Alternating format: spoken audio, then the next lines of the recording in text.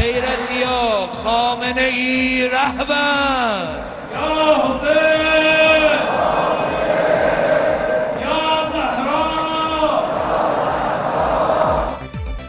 তেহরানে grand মুসাল্লায় খামেনির জানাজায় জনসমুদ্র, শোককে শক্তিতে পরিণত করার প্রত্যয়।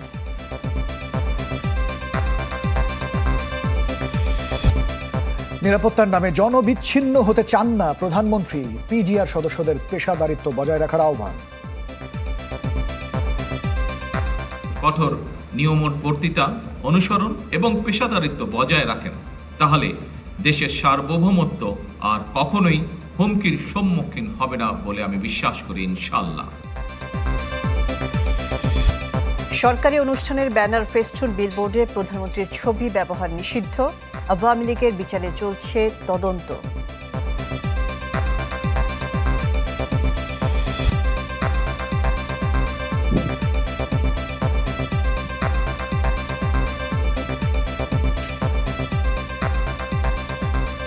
আমন্ত্রণ চ্যানেল 24-এর রাত 10টার খবরে শুনছিলেন সিলন ফ্যামিলি ব্রেঞ্চের শিরোনামগুলো। আপনাদের সাথে থাকছি আমরা দুজন, আমি শানাত শারিয়া, মোহাম্মদ ইমতিয়াজ। ইরান এবং যুক্তরাষ্ট্রের যৌথ হামলায় নিহত আয়াতুল্লাহ আলী খামেনি এবং পরিবারের সদস্যদের প্রথম জানাজা অনুষ্ঠিত হয়েছে। তেহরানের গ্র্যান্ড মুসাল্লা প্রাঙ্গণে জানাজা এবং দোয়ায় অংশ নেন কোটি ইরানি। আগামীকাল তেহরান জুড়ে পালিত হবে শোক মিছিল। আগামী 9 জুলাই মাশহাদে আলী খামেনির দাফন হবে। এদিকে খামেনির শেষ বিদায়ে অংশ নেয়া বিদেশি প্রতিনিধিদের প্রতি কৃতজ্ঞতা জানিয়েছেন ইরানের পররাষ্ট্রমন্ত্রী। প্রিয় নেতা খামেনির শেষ বিদায় আয়োজনে তেহরানের গ্র্যান্ড মুসাল্লা যেন জনসমুদ্র। অশ্রুভেজা চোখে ইরানিদের আহাজারিতে ভারী খামেনির জানাজা প্রাঙ্গণ, যেখানে অংশ নিয়েছে বিশ্বের বিভিন্ন প্রান্ত থেকে আসা মানুষ। শেষ বিদায় অনুষ্ঠানে ইরানের জাতীয় পতাকার পাশাপাশি লাল পতাকাও দেখা যাচ্ছে অনেকের হাতে। কেউ কেউ দিচ্ছেন আমেরিকা ইসরায়েল বিরোধী স্লোগান। ঐতিহাসিক এই জানাজা ও দোয়ায় কান্নায় ভেঙে পড়তে দেখা যায় অনেককে। প্রিয় নেতাকে হারানোর শোকে একদিকে তাদের মন ভারাক্রান্ত, অন্যদিকে প্রতিশোধের আগুনের উত্তাপ। সব মিলিয়ে আবেগঘন এক মুহূর্তের সাক্ষী গ্র্যান্ড মুসাল্লা।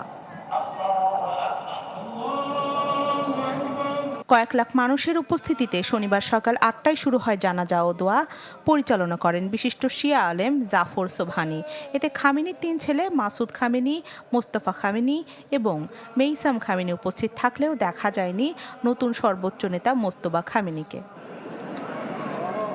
খামেনির মরদেহ গ্র্যান্ড মুসাল্লা থেকে স্থানান্তরের পর সোমবার তেহরান জুড়ে হবে শোক মিছিল।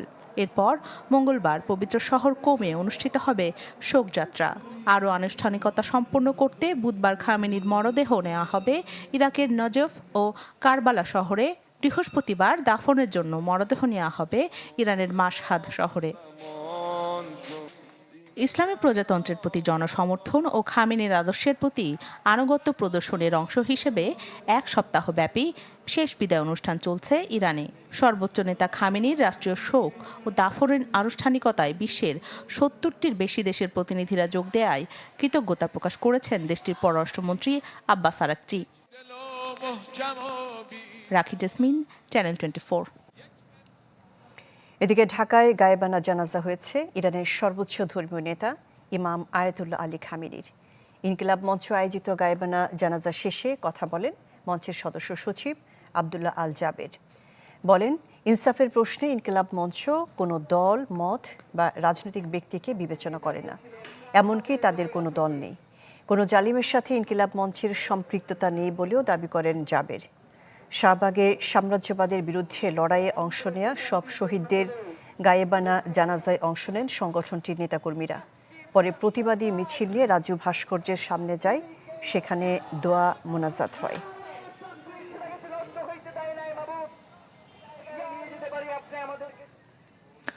নিরাপত্তা কৌশলের নামে সরকার প্রধানকে যেন জনগণ থেকে বিচ্ছিন্ন না করা হয়, প্রেসিডেন্ট গার্ড রেজিমেন্ট সদস্যদের সেদিকে খেয়াল রাখার আহ্বান জানিয়েছেন প্রধানমন্ত্রী তারেক রহমান। ঢাকা সেনানিবাসে পিজিআরের প্রতিষ্ঠা বার্ষিকী অনুষ্ঠানে প্রধানমন্ত্রী বলেছেন, সশস্ত্র বাহিনীর সদস্যরা পেশাদারিত্ব বজায় রাখলে দেশের সার্বভৌমত্ব কখনোই হুমকির মুখে পড়বে না।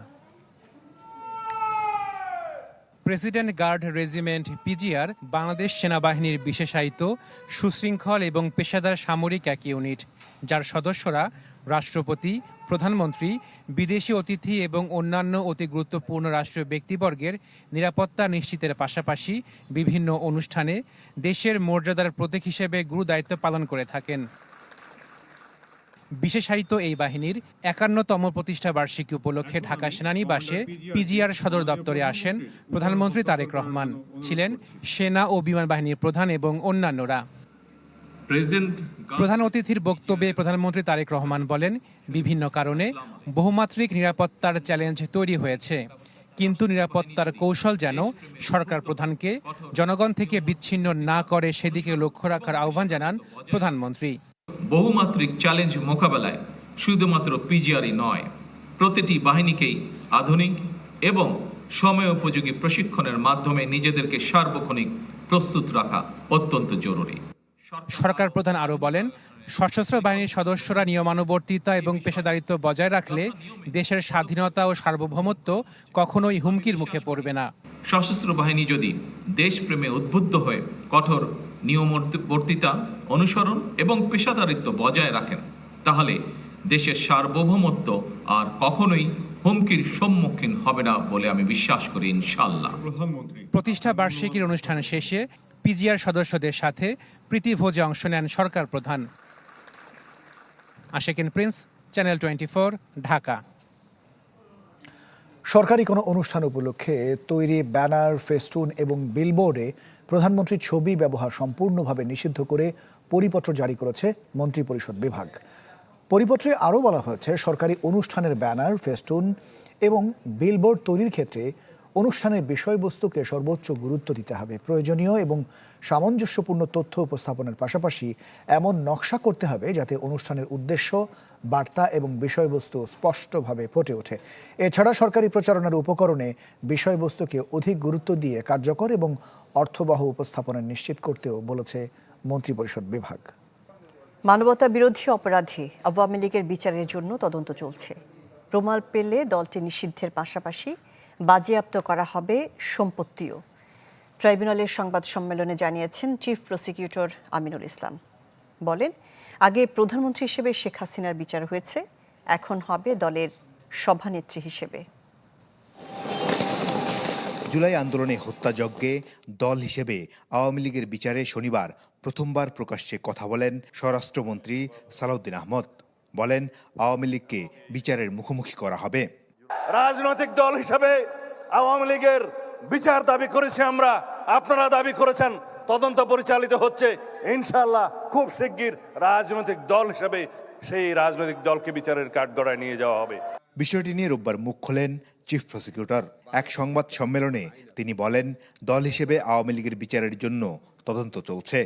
জানান, ট্রাইব্যুনালে যখন বিচার হবে তখন শাস্তি হিসেবে দল নিষিদ্ধের পাশাপাশি সম্পত্তিও বাজেয়াপ্ত করা হবে।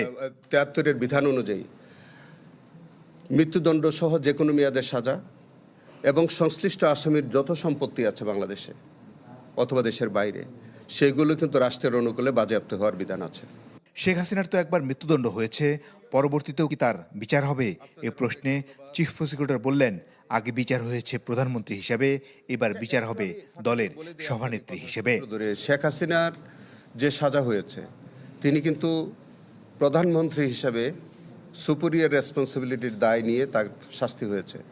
আওয়ামী লীগ সভানেত্রী হিসেবে কিন্তু তার সাজা হয়নি। যখন সংগঠন হিসেবে দায় আসবে তখন কিন্তু তিনি সভানেত্রী হিসেবে তার যে ভূমিকা, সেইভাবে এটা সেপারেটলি বিচার হতে পারে যদি রিপোর্ট আসে। শেখ হাসিনার ফেরার প্রসঙ্গে চিফ প্রসিকিউটর বলেন, শেখ হাসিনা দেশে এসে আপিল করুক, সাজাটা চ্যালেঞ্জ করুক।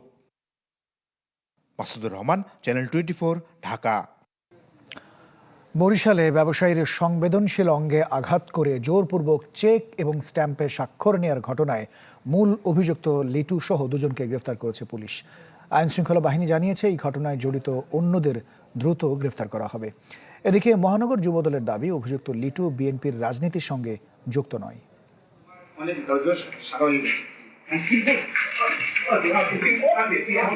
সিসি ক্যামেরার ভিডিওটি অগ্রণী হাউজিং কোম্পানির এমডি আব্দুল আজিজের অফিস কক্ষ।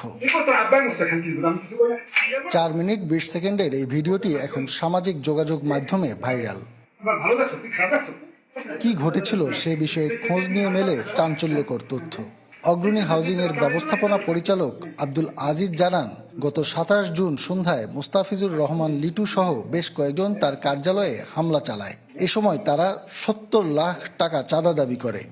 এক পর্যায়ে সংবেদনশীল অঙ্গে আঘাত সহ শারীরিক নির্যাতন করে জোরপূর্বক চেক ও স্ট্যাম্পে স্বাক্ষর নেয় তারা। যাইদিকে আমার সারে তারা সবাইয়া মানে ওই নিচে সাইডের ওইখানে সে প্রথম একটা চেক দিল ব্লাঙ্ক, আর একটা চেক দিল পরে লেখাইয়া 70 লক্ষ টাকা। এরপরে তার পকেট থেকে 2 সেট স্ট্যাম্প বের করলো, স্ট্যাম্প বের করে এক সেটে 3 পাতা। এই ঘটনার পর অতিরিক্ত চিফ মেট্রোপলিটন ম্যাজিস্ট্রেট আদালতে মামলা করেন ভুক্তভোগী আব্দুল আজিজ, যেখানে আসামি মুস্তাফিজুর রহমান লিটু, আবুল কালাম ও আব্দুল মালেক। এরই মধ্যে মূল অভিযুক্ত লিটু ও এক সহযোগীকে গ্রেপ্তার করেছে পুলিশ। বরিশাল মহানগরীর টপ 10 থেকে উক্ত মামলার এজাহারনামী আসামি মুস্তাফিজুর রহমান লিটু এবং আবুল কালাম আজাদকে আটকপূর্বক থানা হেফাজতে নিয়ে এসেছি। অন্যদিকে ভিডিওটি ভাইরাল হওয়ার পর দাবি করা হয় অভিযুক্ত যুবদলের রাজনীতির সাথে যুক্ত, কিন্তু এক সংবাদ সম্মেলনে মহানগর যুবদল দাবি করে কেউ দলের না। এই লিটু কখনোই বরিশাল মহানগর যুবদলের কোনো পদে অতীতেও ছিল না এবং বর্তমানে কোনো সদস্যতে নেই। মুস্তাফিজুর রহমান লিটু নিজেকে সামাজিক যোগাযোগ মাধ্যম সহ বিভিন্ন মাধ্যমে যুবদলের রাজনীতির সাথে যুক্ত থাকার দাবি করে আসছিলেন। কাউসার হোসেন রানা, চ্যানেল 24, বরিশাল।